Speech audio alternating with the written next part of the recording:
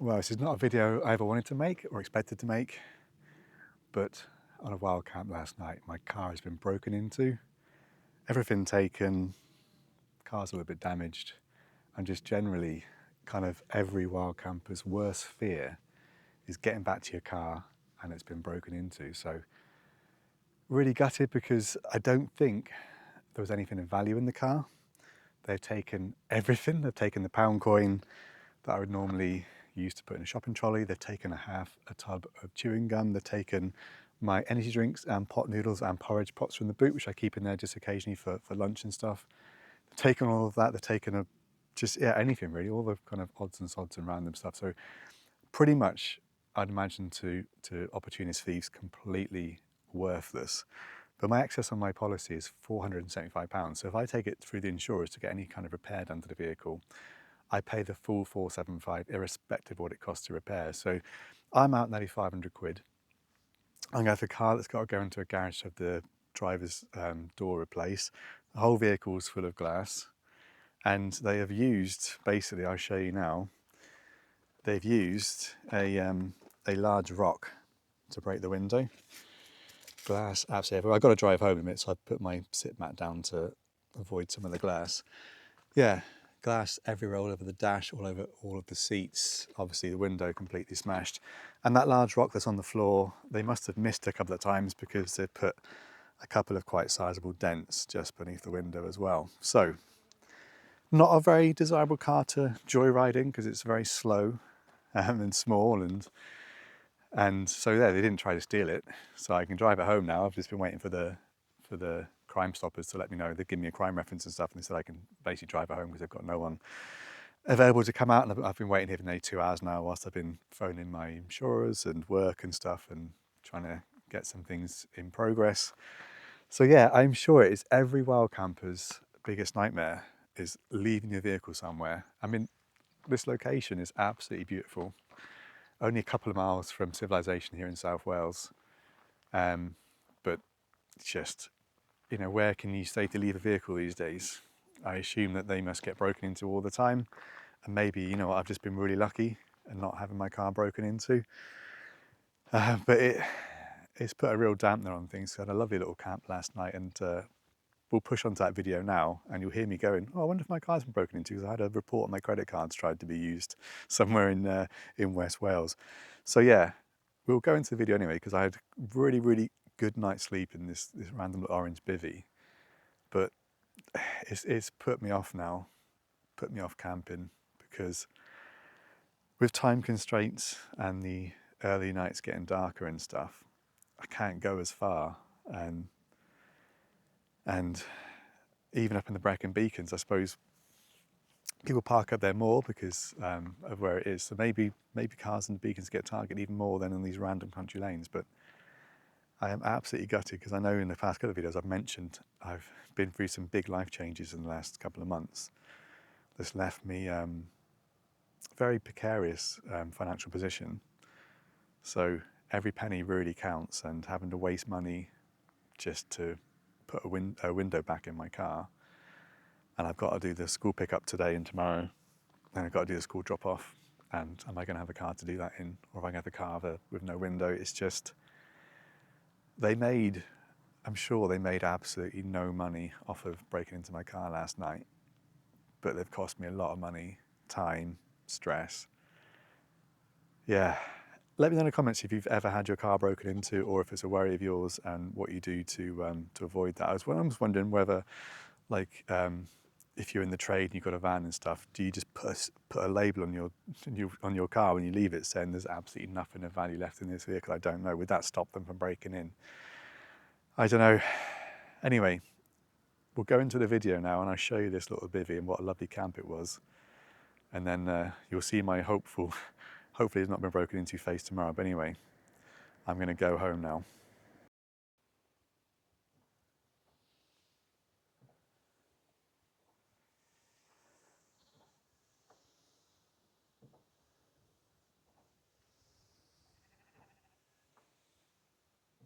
So we're back out in what is probably my nearest realistic wild camping pitch to where I live, because it's Sunday evening, I've got work tomorrow, so I can't really be out too far from home and a shower and getting dressed for work. And it's the rocking stone near Bedwellty, near Mynydd Bedwellty. So not many pictures here, but enough for the bivvy that we've got tonight. Now I know 2 videos ago I said I was done with bivvies, I didn't have any more to use, and that I'd use my existing bivvies perhaps over the winter period in some snow.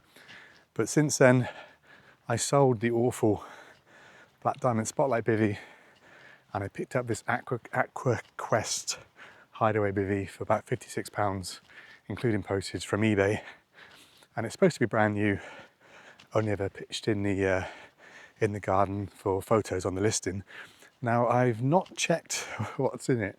I can feel there's some pegs in there and a pole, but stupidly I meant to bring my spare peg set, but I haven't. So hopefully there's enough pegs to at least get it to pitch okay for a little overnight.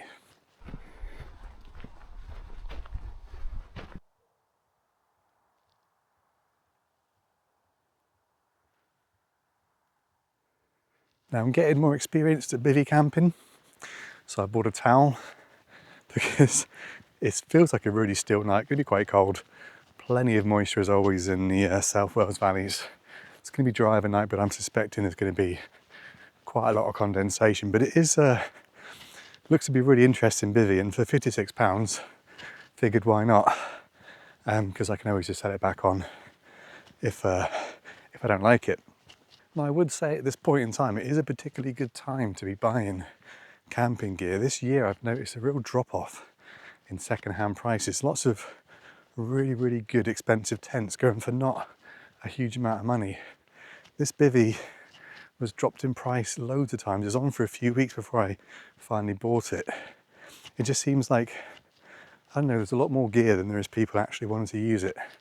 So I guess the gear addiction, which I suffer from myself, buying different tents, trying different things and stuff, does lead to quite a saturation on the second-hand market. So I think if people want to take up wild camping for the first time, I don't think there's ever been such a great selection of tents you can buy brand new at big discounts, and all the stuff that's available second-hand on eBay and Facebook Marketplace and stuff. I think if you want to give things a try, it's never been a better time to buy. And I guess as we come into the end of what most people would consider like wild camping weather, I guess the bargains leading up into the colder months might be even better. So it's definitely worth checking out if you are thinking of either starting to wild camp for the first time or you want to change your existing gear. There's a lot of really good deals out there. It is an absolutely beautiful evening. South Wales Valley's looking fantastic. The only shame is that we're in the shade here, but hopefully, because you could be really clear night, we should get a nice sunrise from this location. So you can see we're dipped behind where the sun is going, and the sun is going to set at 6:59 tonight because it is getting towards proper autumn.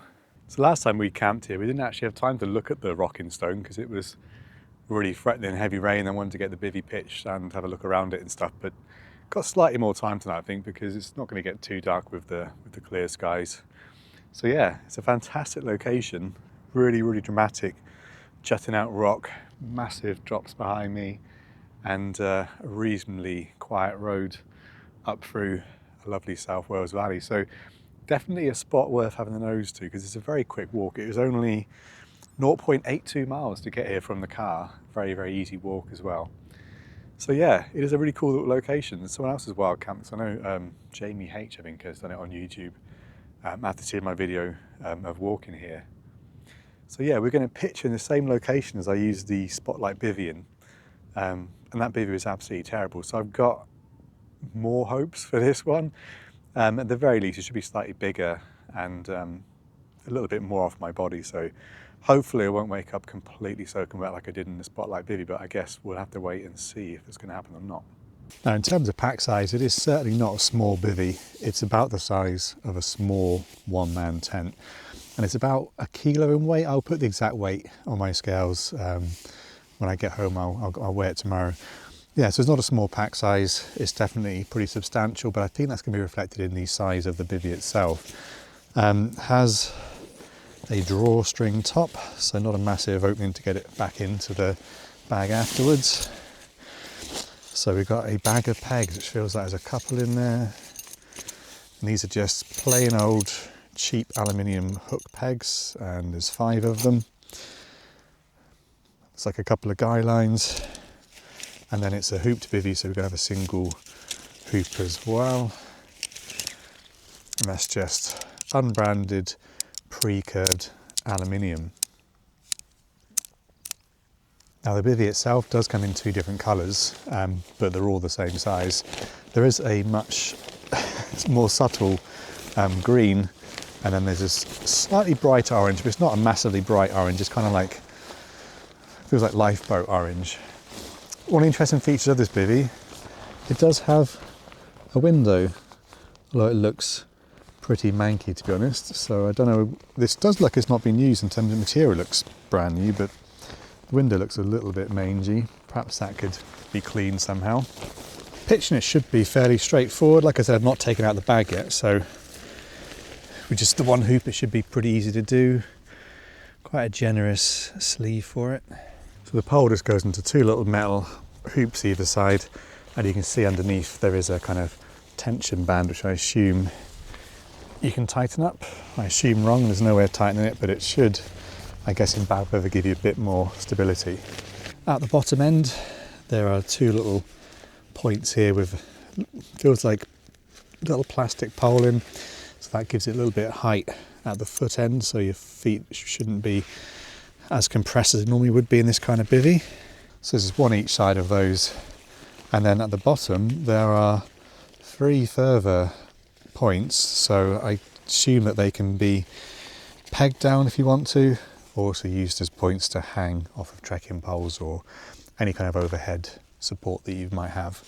So I am trying to learn from experience. So with bivvies, I think you do the foot end first if they've got a hoop, and then you do the hoop second, so you can get the appropriate amount of tension. And again, at the this end, there are also a further 3 pegging out points. So not short on pegging out points. And that is the 5 pegs done. So there are 3 further points there, and there's a point either side of the hoop as well, which you could peg out. So if you want to have this completely pegged out, then you need to provide some additional pegs. The bivvy does have a couple of things going for it. I like the little micro poles in the 2 bottom corners, they look quite good. The other good thing it's got is a little window, that's quite cool. It's got a generous hoop and a substantial storm flap. But the other good thing it's got is a zip, which is absolutely huge in terms of how much it opens up the bivvy. So it goes both sides, if you get rid of the little storm flaps out of the way, right the way down. So in terms of getting in and out of the bivvy, it's an absolute piece of cake.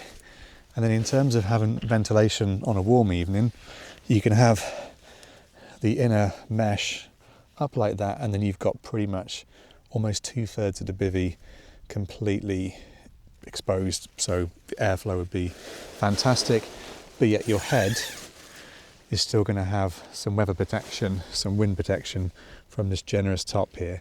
And everything for airflow, it does have a little vent at this top end, so it should be fairly well protected from rain, but you do have actual ventilation, which I don't understand why with a hooped bivvy you wouldn't have ventilation. It just doesn't make any sense to me.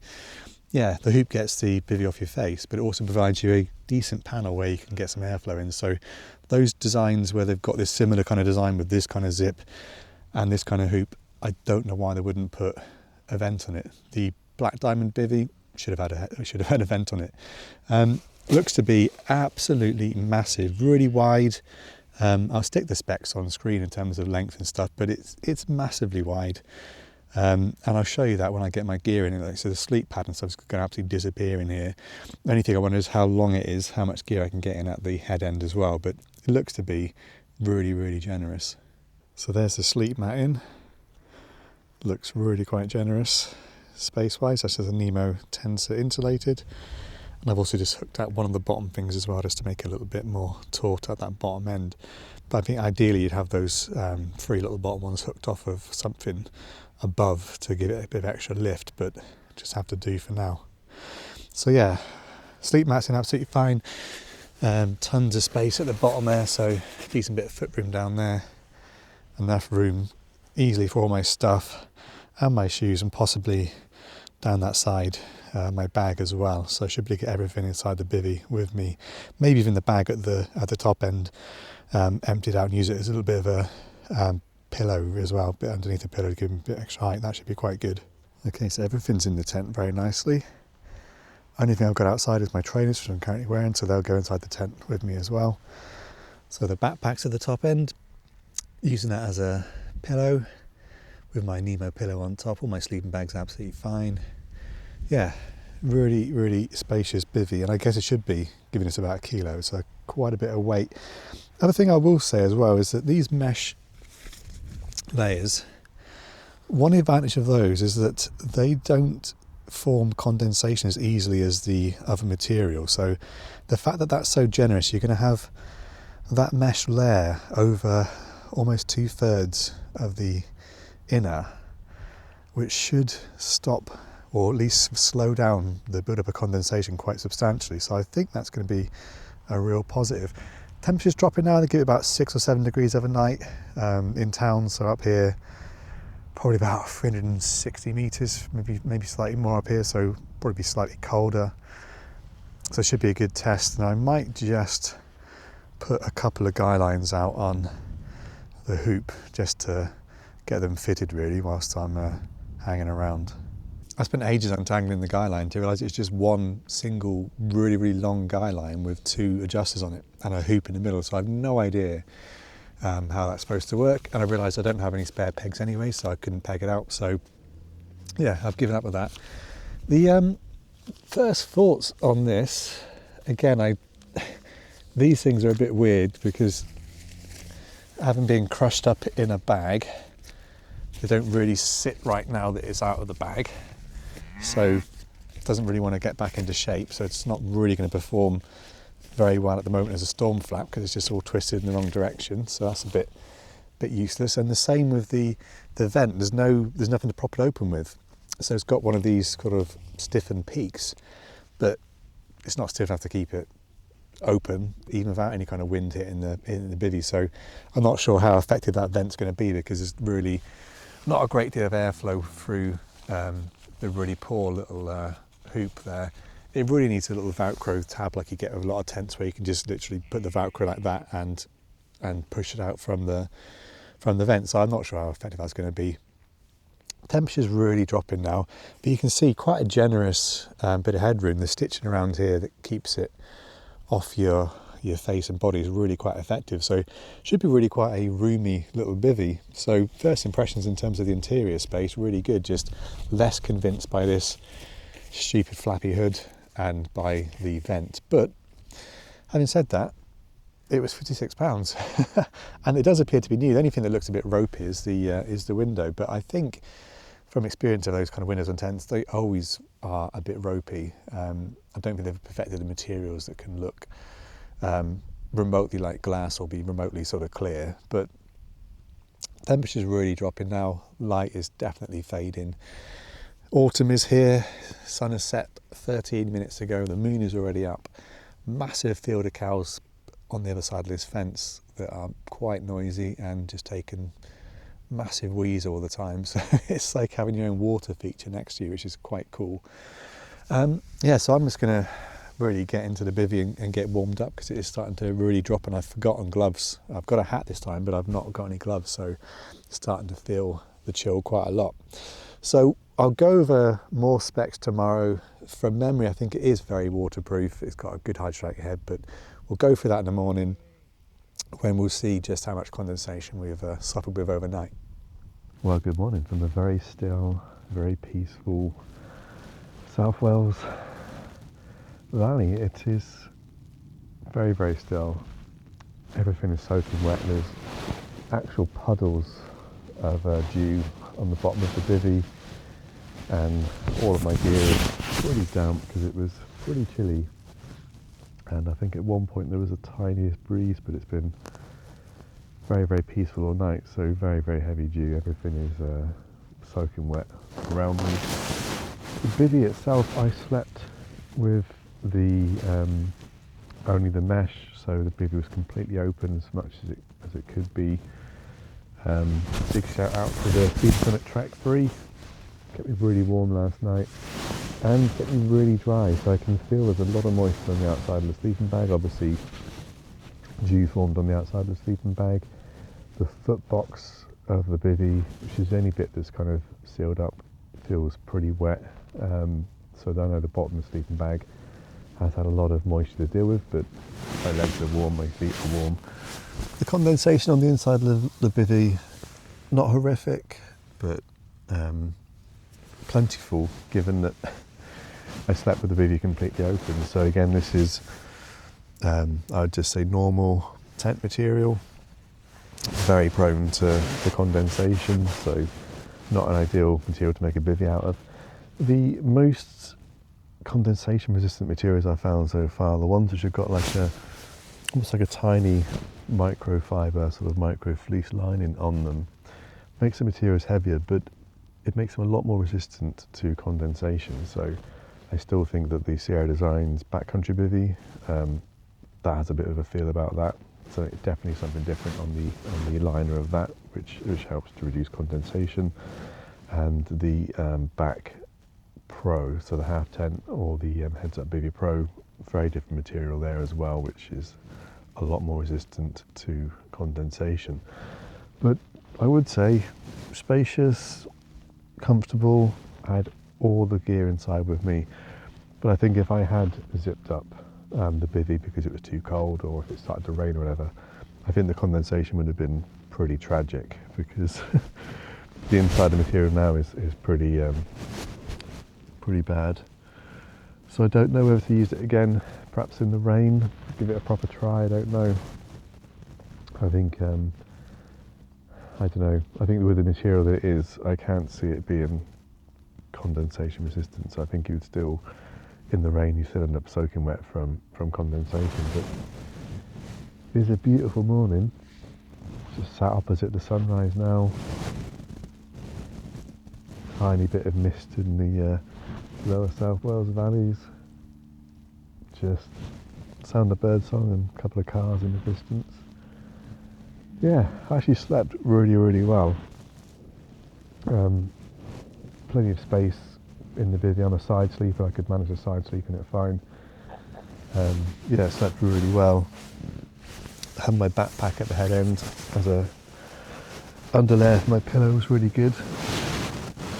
And yeah, this is a great sleeping bag, warm and dry despite how much moisture there is on it and around it. So yeah, it was an amazing bivy for stargazing, just because the mesh it's just almost pure mesh over you, so you can really, every time I woke up, just looking up at the stars this morning with the pre-dawn and stuff, just seeing the light change, very pleasant. But I think if you were out on a dry night, like last night I knew it was going to be dry, there's going to be no rain, could have taken one of my normal tents and like the inner pitch first ones, and just taken the inner and had the same experience, and probably about the same weight as well, but more internal space. So yeah, I think as a bivy, at just over 1 kilo, it is quite heavy,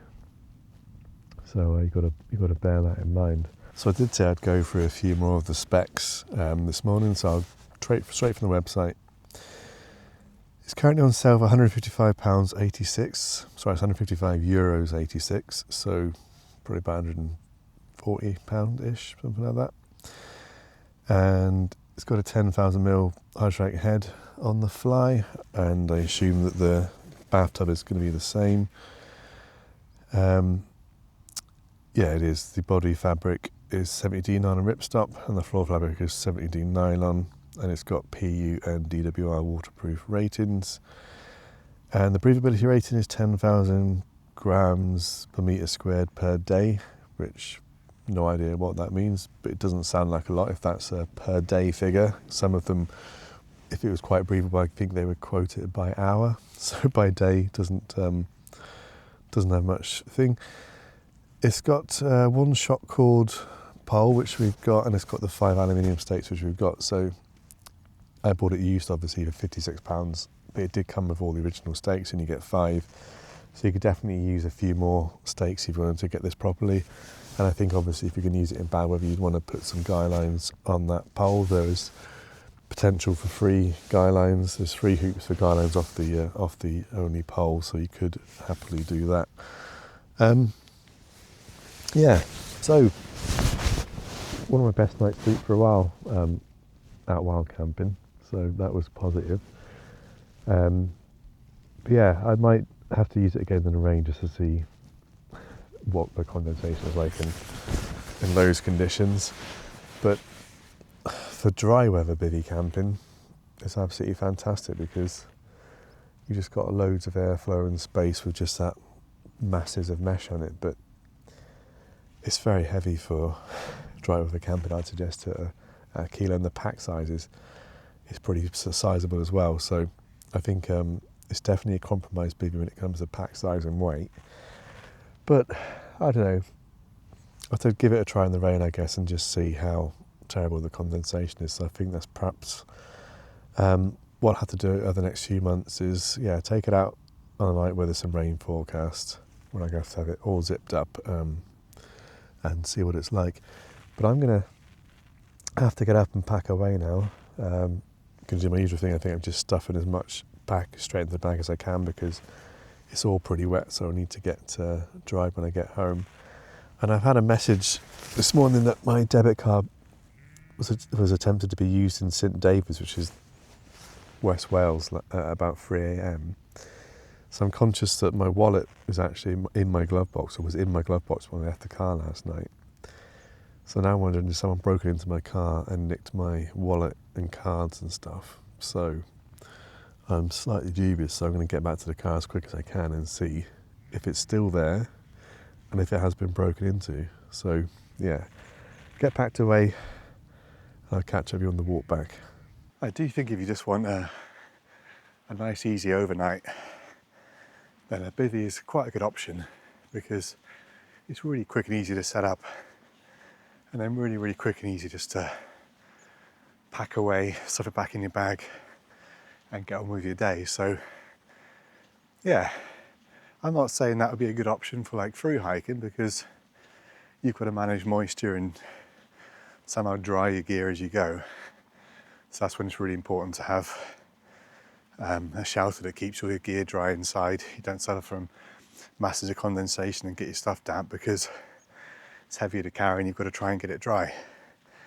But on an overnight where you know you're just going to go home anyway and you can dry your gear out, I had a really nice relaxing night outside, watching the world go by, enjoying the stars with absolutely minimal effort because it's getting dark early now, so don't have masses of time to go out and potter about and stuff. So bivvy is absolutely ideal for that, and I did sleep really well. So yeah, I'm definitely in two minds about bivvy camping in general. The downsides, the upsides.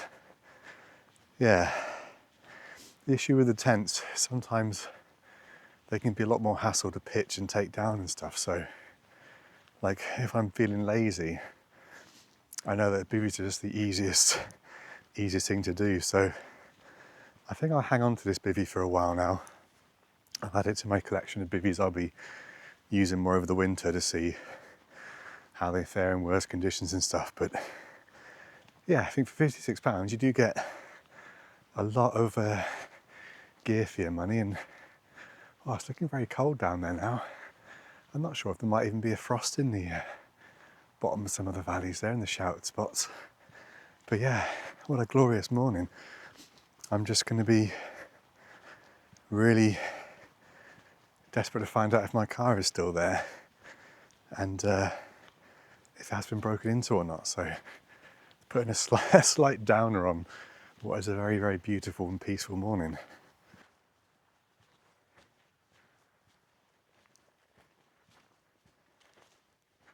Such a contrast when I last camped up here. Woke up to fog and mist, no views, no sunrise. And this morning it's just absolutely perfect. Windmills just going very slowly, just enough breeze to power them, but feels like at ground level where I am, there's just not really a breath of wind. It's absolutely a perfect morning. And very glad I forced myself to go out for a little camp last night, because waking up like this is, yeah, I don't think it can be beaten, really. It's just an amazing experience to be out overnight like that, watching the stars and knowing you're going to get a good sunrise. So my next few camps, I think, back in the tents again, because I'm definitely operating a one in, one out policy with gear at the moment. So if I can make some money from selling some gear, I can reinvest in some different stuff to try and use. But I've got a lot of tents still on the to use list, which I'm going to try and get for the next couple of months. So if you do want to see any more random gear and stuff, then do subscribe to the channel. If you've made it to the end of this video, a huge thanks for watching. And I'll only catch up with you if my car has been broken into, in which case I'll be sure to go off on some kind of rant about how annoyed I am with that. Anyway, as always, a huge thanks for watching. Hopefully I'll catch you in the next one.